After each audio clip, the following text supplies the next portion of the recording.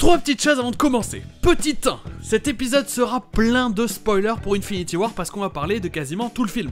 Petit 2, justement, tout le film, ça veut dire qu'il y a beaucoup à dire, donc on va faire ça en 2 vidéos. Ceci est la première partie.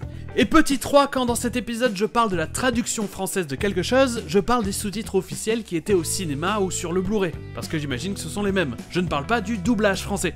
Et sur ce, avant que vous alliez voir Avengers Endgame, parlons des trucs intraduisibles dans Avengers Infinity War.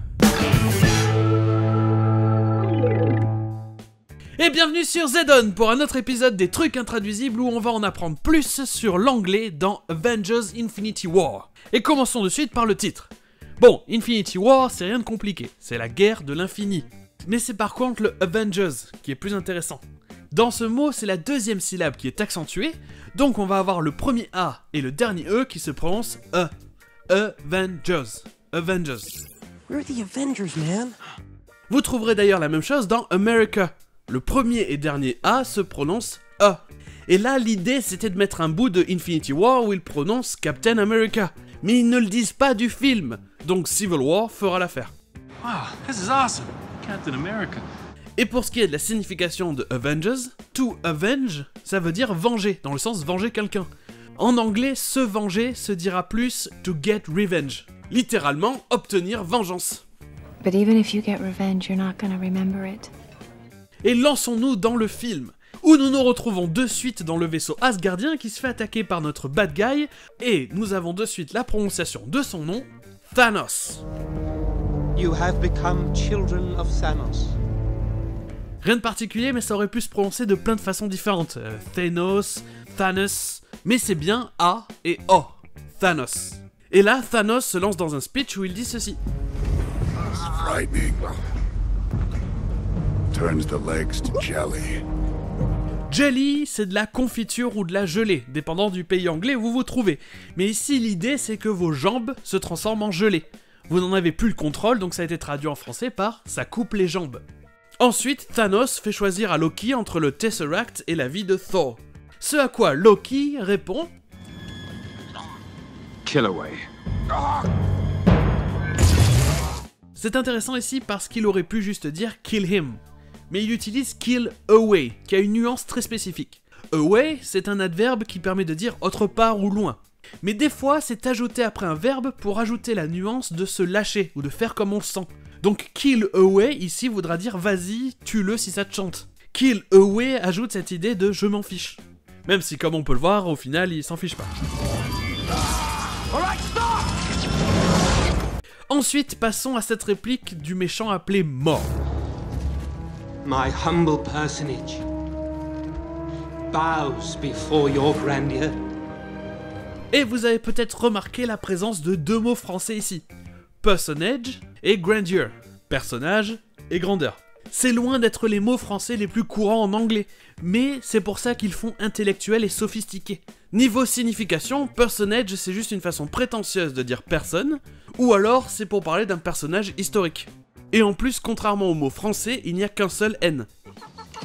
Do you know where there are any personages of historical significance around here?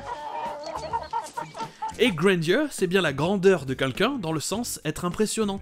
On le traduira en français par exemple par la splendeur ou la majesté. Mais l'autre truc intéressant, c'est la prononciation en anglais du mot grandeur. Ici, il est prononcé grandeur.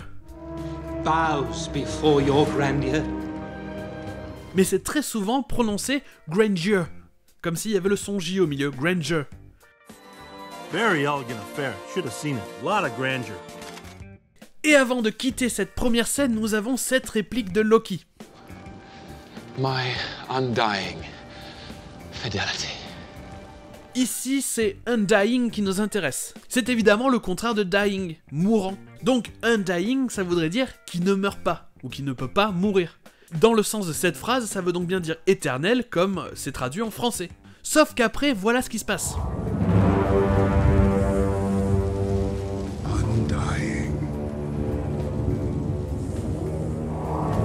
You should choose your words more carefully.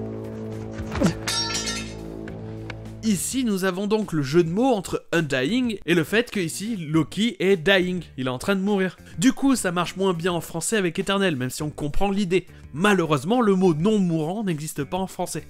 Changeons de scène en allant chez Doctor Strange, où il discute avec Wong de ce qu'ils vont bien pouvoir manger. Mais malheureusement, Wong n'a pas d'argent. I'll tell the guys at the deli. Doctor Strange parle ici d'un deli. C'est court pour delicatessen. C'est un mot emprunté à l'allemand. En français, ce serait une épicerie fine. Mais plus que ça, un deli, aux États-Unis, c'est connu comme l'endroit en ville où vous pouvez prendre un bon sandwich. You want to sell a house and not a panini? Panini? Yes, sir. Panini? Don't make him angry. Enough with the cold cut. No, I understand. It's an open house and not a deli. Peter, hello, you need to focus. Yep. Doctor Strange dit ensuite Maybe they'll make you a metaphysical ham on rye. Wait. un sandwich ham on rye. C'est littéralement jambon sur pain de seigle. Et un peu plus tard, Wong dit qu'il veut un tuna melt. I wouldn't say no to a tuna melt. Les sandwichs melt s'appellent comme ça parce qu'en général, un des ingrédients c'est du fromage fondu. To melt voulant dire fondre. Et un des sandwichs melt les plus populaires c'est le tuna melt, qui contient du tuna, du thon, ainsi que de la mayonnaise. C'est pour ça que la traduction en français ici a été ton maillot. Ok, Bruce Banner tombe en plein milieu du sanctum alors que nous retrouvons Tony Stark et Pepper Potts. Et ici, Tony utilise un autre mot pris du français. Apropos of that, last night, I dreamt. Apropos of that. C'est littéralement à propos de ça. Sauf que le a et le propos ont fusionné. Mais il existe aussi juste l'adjectif apropos qui veut dire pertinent. Yeah. The heart. How apropos. Mais pour le coup, Doctor Strange débarque et nous retournons tous ensemble au sanctum. Et faisons une pause pour parler prononciation. Tout d'abord, l'alter ego de Tony Stark, Iron Man. Iron, du fer, est un mot plus compliqué qu'il en a l'air. Tout d'abord parce qu'il y a un R et que le R en anglais c'est subtil. Là où nous le prononçons re, les Anglais et les Américains le prononcent plus légèrement, R. Et dépendant des accents régionaux, ils le prononcent beaucoup plus ou beaucoup moins. Par exemple, en anglais britannique, dans Iron et dans la plupart des mots, le R n'est pas du tout prononcé. En plus de ça, le O n'est pas accentué ici, ce qui donne le même son que le A dans Avengers et America, le son A. Donc ce mot-là se prononce en anglais Iron. Who built the Iron Throne? Mais en américain, le R est juste un peu plus prononcé. C'est juste que dans ce mot, il se trouve juste après le son du O, comme si le mot était écrit I-O-R-N. Donc ça va donner Iron. Et là encore une fois, je voudrais mettre un extrait d'Infinity War où quelqu'un dit Iron Man, mais personne ne le dit. Donc direction le tout premier film du MCU. I am Iron Man. Ok, passons à Hulk, ou comme c'est prononcé en anglais, Hulk, avec le H aspiré et le son E que l'on peut trouver par exemple 2 fois dans Shut Up. Hulk. Hulk. Et le mot Hulk est un verbe qui veut dire être imposant ou alors dominer quelque chose. And then he skipped out with some big hulking black guy. Ah! Et c'est ici que nous avons une formulation que vous n'allez pas croiser souvent.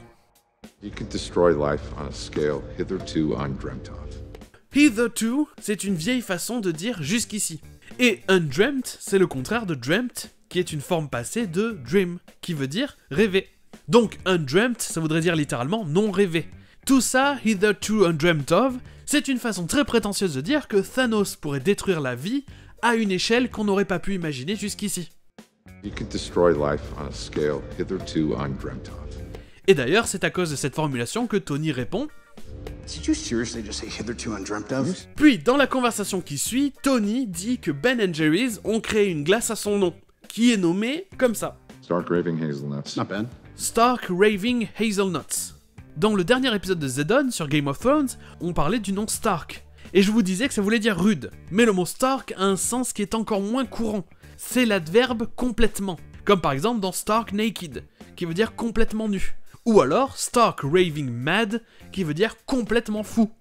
Et un autre mot pour mad, fou, c'est le très familier nuts. Ow! Hey, are you nuts? Donc Stark Raving Nuts, ça veut dire complètement fou.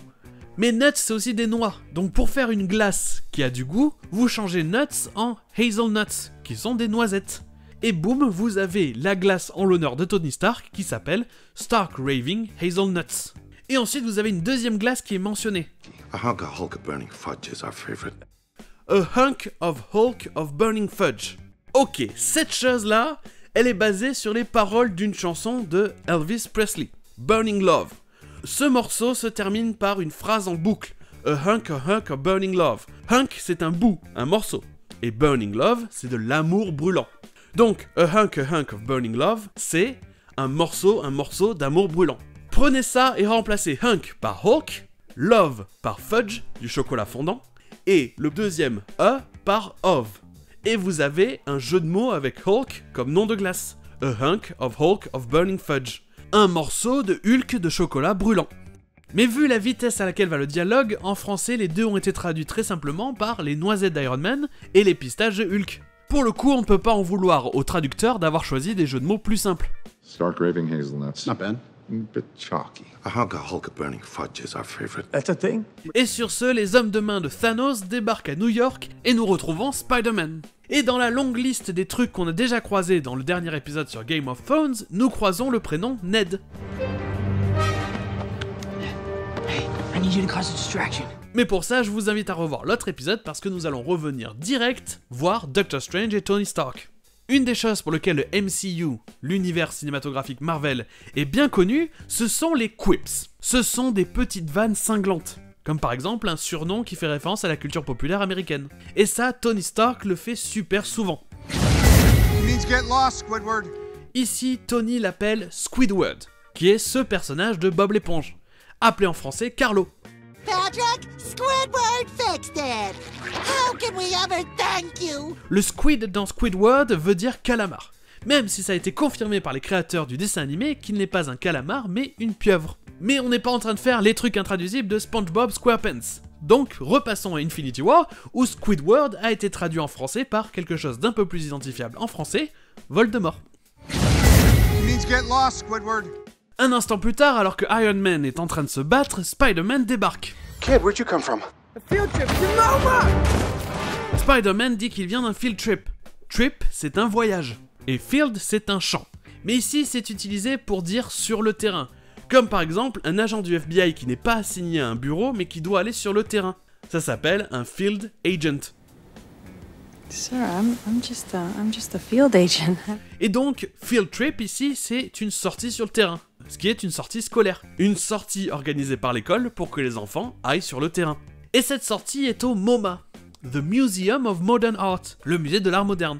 Et ce musée se trouve à Manhattan, ou comme c'est prononcé en anglais, Manhattan, qui n'est donc pas à côté de l'école de Peter, qui est dans le Queens. D'où la sortie scolaire en bus. Et après que Doctor Strange se fasse enlever par Ma, Spider-Man le suit et dit Mr. Stark, I'm being beamed up! Beam up est une expression qui vient de la science-fiction. A beam, c'est un rayon ou un faisceau de lumière. Comme par exemple ceux qui sortent des vaisseaux extraterrestres quand ils kidnappent des humains. Ils les emportent vers le vaisseau qui est en général au-dessus, d'où le up dans Beam Up. Et l'expression a aussi été popularisée par Star Trek lorsqu'ils se téléportent vers le vaisseau.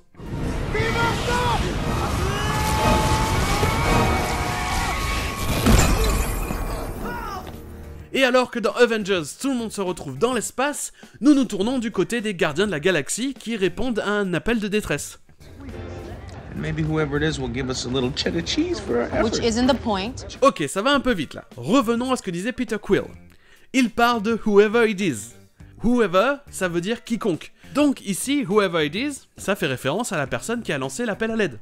Il dit donc que cette personne leur donnera un peu de cheddar cheese pour être venue les aider. Donc cheddar et cheddar cheese, du fromage cheddar, font partie des surnoms familiers pour dire de l'argent en anglais. Tout comme la traduction en français, de l'oseille. Après que Peter ait parlé d'argent, Gamora lui répond que ce n'est pas pour ça qu'ils aident les gens, disant que ce n'est pas le point, le but. Which isn't the point. Mais juste après, Peter Quill enchaîne en disant If he doesn't pony up, You take a ship. Exactly. Bingo. All right. Pony up, ça veut dire payer. En particulier payer pour un service. Comme ici, les Gardiens de la Galaxie qui viennent à l'aide des gens. Et c'est un terme familier, donc en français, ça serait genre raquer. If he doesn't pony up, You take a ship. Exactly. Bingo. All right. Mais le problème ici, c'est que Groot ne lâche pas son jeu vidéo. Groot. I am Groot. Whoa. Hey, You got some acorns on you, kid. Ever since you got a little sap, you're a total D-hole. Il y a beaucoup à voir ici. Tout d'abord, dans un des premiers épisodes de la chaîne, j'ai parlé de I Am Groot et de sa traduction en français. Je s'appelle Groot. Et plus de 2 ans plus tard, je suis toujours aussi perplexe sur cette traduction. I Am Groot est grammaticalement correct en anglais, alors que la traduction française ne l'est pas. Mais c'est un choix des premiers traducteurs qui sont arrivés face à cette phrase. Et puis ça peut montrer le côté extraterrestre qui ne parle pas la même langue. Mais ce qui va nous intéresser plus ici, c'est ce qui vient juste après. On a d'abord Rocket qui crie « Language ». Whoa! Hey! L'idée c'est que juste ce mot, ça veut dire « n'utilise pas ce langage grossier ». Vu que c'est juste un seul mot, en français ça a été traduit par « malpoli ». Et ensuite on a quelques blagues sur Groot qui est maintenant un adolescent. You got some acorns on you, kid. Ever since you got a little sap, you're a total D-hole. Nous avons tout d'abord acorns, ce sont des glands. Et ensuite nous avons sap, c'est de la résine. Donc avoir des glands et de la résine quand on est un jeune garçon adolescent, je vous laisse deviner ce que ça veut dire. Mais vu que c'est pas aussi clair en français, ça a été traduit par une crise d'arborescence, comme une crise d'adolescence, ce qui est plutôt malin. Et donc Rocket dit que Groot est devenu un D-hole. En anglais, a-hole, c'est une façon de traiter quelqu'un de asshole, trou du cul, sans complètement être vulgaire. Et le D dans D-hole est là pour dire dick ou douchebag, 2 mots pour dire un con. Donc D-hole, c'est un con. You got some acorns on you, kid. Ever since you got a little sap, you're a total D-hole. Et voilà que les Gardiens de la Galaxie trouvent Thor et le récupèrent sous les yeux jaloux de Peter Quill. What? Wow. This is a real wake-up call for me. Okay, I'm gonna get a Bowflex. Donc Peter Quill dit ici que c'est un wake-up call, qui est littéralement un appel de réveil. C'est quand vous demandez à l'hôtel où vous restez de vous appeler pour vous réveiller le matin. Get up, Sully! I don't believe I ordered a wake-up call, Mikey. Mais en anglais, c'est aussi une métaphore pour parler d'un moment où quelqu'un vous fait réaliser qu'il y a un problème. Vous avez une sorte d'épiphanie et d'un coup vous vous réveillez et réalisez ce qu'il se passe. Donc par exemple ici, c'est Star-Lord qui découvre qu'il a pris du poids et que ça se voit. Et en français, c'est traduit par un signal d'alarme. Et ensuite, un Bowflex, c'est une machine de sport qui a commencé à être vendue et qui a été très populaire dans les années 80, l'époque où Peter Quill a quitté la planète Terre. Une fois que Thor est réveillé et qu'on a tout ce beau monde dans la même pièce, il est temps de faire une pause pour parler des accents intéressants. Nous avons donc Rocket Raccoon, dont la voix est celle de Bradley Cooper. Personnellement, je trouve que c'est une des meilleures performances de Marvel parce que Bradley Cooper fait vraiment une voix particulière pour le personnage. Pour l'accent, Bradley Cooper a dit qu'il faisait un mix entre Gilbert Gottfried, qui est entre autres la voix de Iago dans Aladdin, I can't believe it. I just don't believe it. Et la voix de Joe Pesci. Well, I'm funny how? I mean funny like I'm a clown, I amuse you? Et on ajoute à ça le fait que Bradley Cooper a grandi à Philadelphie, et vous avez cet accent si particulier. I mean, that place is a legend. They make the most powerful, horrific weapons to ever torment the universe. Lorsque Rocket Raccoon était joué dans des dessins animés ou des jeux vidéo dans le passé, il avait des fois un accent cockney. C'est l'accent des travailleurs de Londres, qui va bien avec le côté débrouillard et arrogant de Rocket Raccoon. The Guardians of the Galaxy are nothing without me. Et Bradley Cooper ici fait en quelque sorte la version américaine de ça dans le MCU. Et ensuite, nous nous tournons vers Thor. Chris Hemsworth est un acteur australien, mais lors de la création du premier film Thor, les producteurs ont décidé que les habitants de Asgard auraient un accent anglais comme dans les pièces de Shakespeare, parce que dans les comics, c'était la façon de parler qu'ils avaient. Donc Chris Hemsworth fait ce genre d'accent anglais lui aussi. Before my father died, he told me that I had a half-sister that he imprisoned in hell. Et c'est un accent que Peter Quill tente de faire aussi. Taking your pod. No, you're not. You will not be taking our pod today, sir. Et dans cette scène, nous avons aussi Mantis, jouée par Pomme Clémentieff, une actrice française, qui fait ici son meilleur accent américain. Mais comme son personnage est à la fois un peu timide et excentrique et un peu bizarre, son accent lui donne un petit côté marrant supplémentaire. He just did it again. This is my voice. Nous avons ensuite cette petite discussion sur la prochaine destination de Thanos.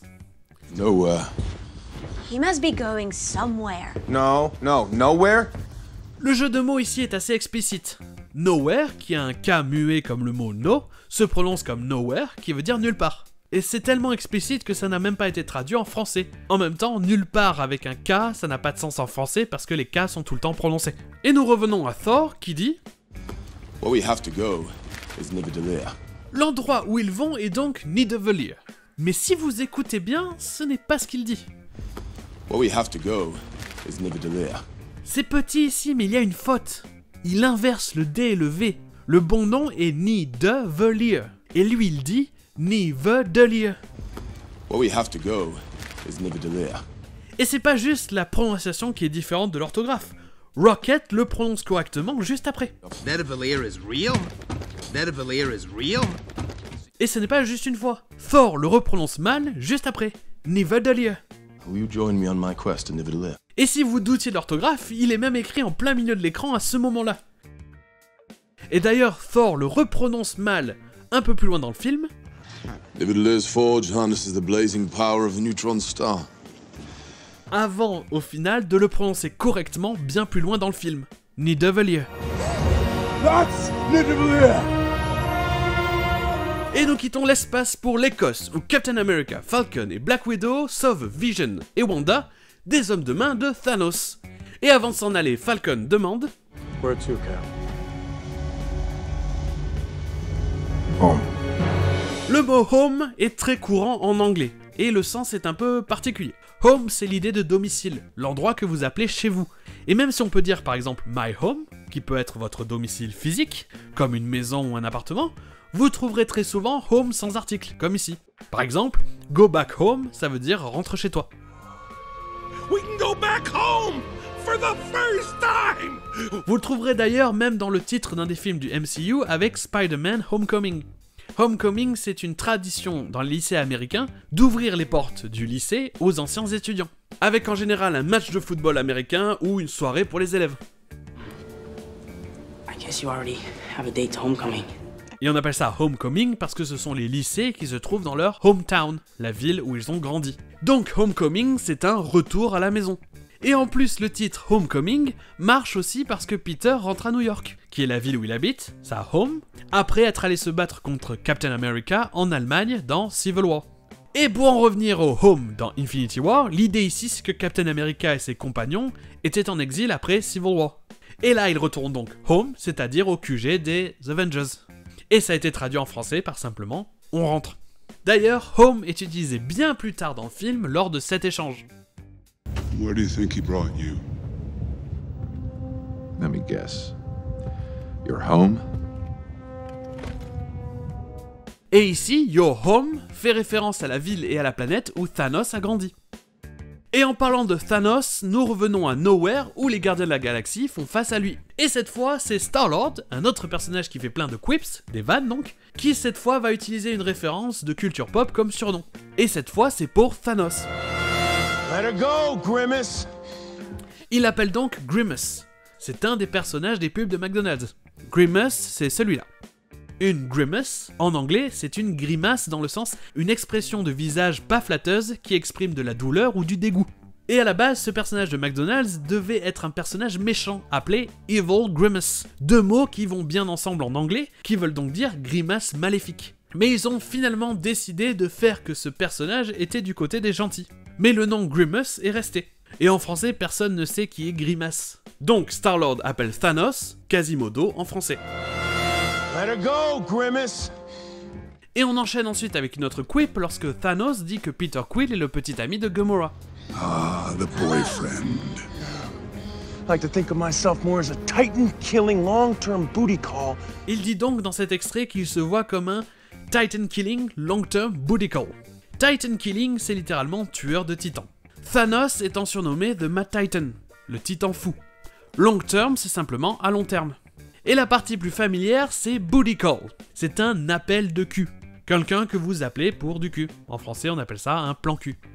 JD, booty calls are pathetic. I love booty calls. Et alors que Thanos se téléporte en emmenant Gamora avec lui, je vous propose d'arrêter l'épisode ici. Mais il y a encore beaucoup à faire. Mais on se garde tout ça pour le prochain épisode. Tenez, je vous ai même pas dit comment prononcer Gamora. Ou peut-être que je l'ai fait. Parce que les A se prononcent comme dans Avengers et America. Gamora. Gamora? Ou alors vous savez quoi, vous faites comme Thanos et vous l'appelez Little One. Petite. Little one, little one. Little one, little one. Et ça sera tout pour aujourd'hui. Éclatez-vous bien en allant voir Endgame au cinéma. Et pour la deuxième partie de cet épisode sur Infinity War, je vous dis à la semaine prochaine!